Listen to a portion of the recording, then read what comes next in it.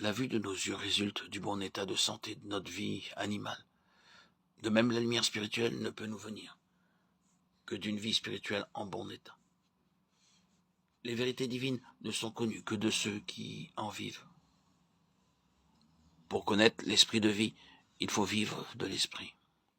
Quand la foi s'exerce à recevoir la vie de l'esprit, à lui céder le pas en tout, l'esprit renouvelé reçoit des oreilles pour entendre, et la voix de l'esprit se fait comprendre. L'esprit de vie est l'esprit de vérité. C'est au-dedans de vous, dans le sanctuaire intime, que Dieu parle. Le péché entraîne deux conséquences distinctes.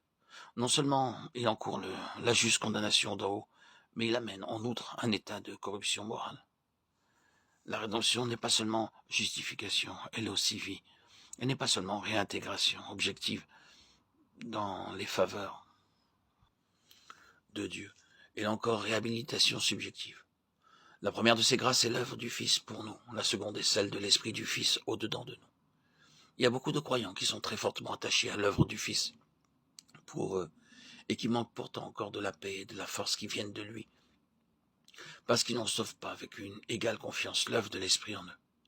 Pour que l'œuvre de notre Sauveur devienne réalité pour nous, il faut que nous soyons tout aussi certains de l'habitation de l'Esprit en nous, que nous le sommes d'avoir reçu notre pardon par l'expiation de Christ, l'Esprit de vérité au-dedans de nous, n'est autre que l'Esprit de Christ. Voilà, tu aimes la vérité dans l'intérieur, et tu m'avais enseigné la sagesse dans le secret de mon cœur. Psaume 51:8. La vérité et la sagesse ne résident pas seulement dans l'intelligence, mais dans la vie intime et secrète de l'esprit. L'habitation en nous de l'esprit de vérité accomplit aujourd'hui cette parole prophétique. Donne-moi, Seigneur, la disposition d'esprit pour recevoir ton esprit, qui me rend docile, de cette douce et prompte docilité. Ceux qui ont le cœur brisé, tous ceux qui ont compris que leur propre sagesse et tous ces efforts pour saisir la vérité divine ne vaut pas mieux que leur propre justice, mais que Christ doit subvenir à l'une et à l'autre, et que l'Esprit de Christ peut seul être en eux l'Esprit de vérité.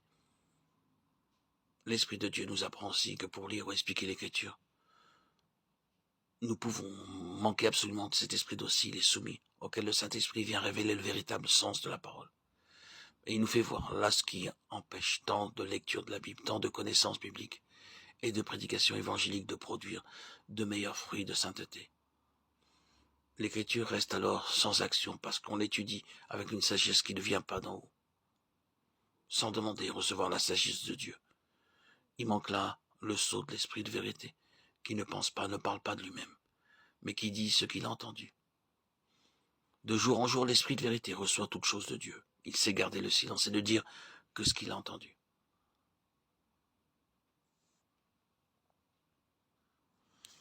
Que notre premier soin soit donc de croire que le Dieu vivant vient faire son œuvre en nous.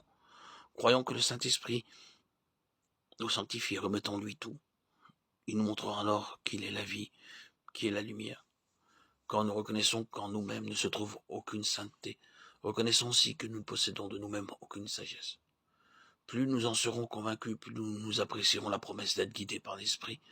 La certitude d'avoir en nous l'Esprit de vérité nous amènera à faire comme lui, à écouter le Seigneur dans le recueillement et le silence qui lui permettent de révéler ses secrets.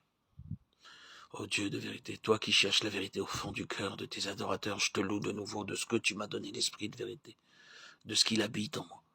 Je me prosterne devant toi avec humilité et crainte, te priant de me donner toujours plus l'assurance que l'Esprit de vérité, l'Esprit de Christ est réellement en moi, qu'il est l'essence même de ma vie nouvelle. Que tout en moi, pensée, parole et disposition d'esprit, témoignent de la présence de l'Esprit de Christ qu'est la vérité. Oui, je te demande que ton esprit témoigne de la présence de Jésus-Christ en moi, que son expiation devienne toujours plus une réalité pour moi, et qu'il opère aussi avec efficacité dans le parvis extérieur, que sa vie de gloire me fasse réaliser sa présence et sa puissance. Ô mon Père, que l'Esprit de ton Fils, l'Esprit de vérité, soit réellement ma vie, que par lui, chacune des promesses de ton Fils se vérifie pour moi.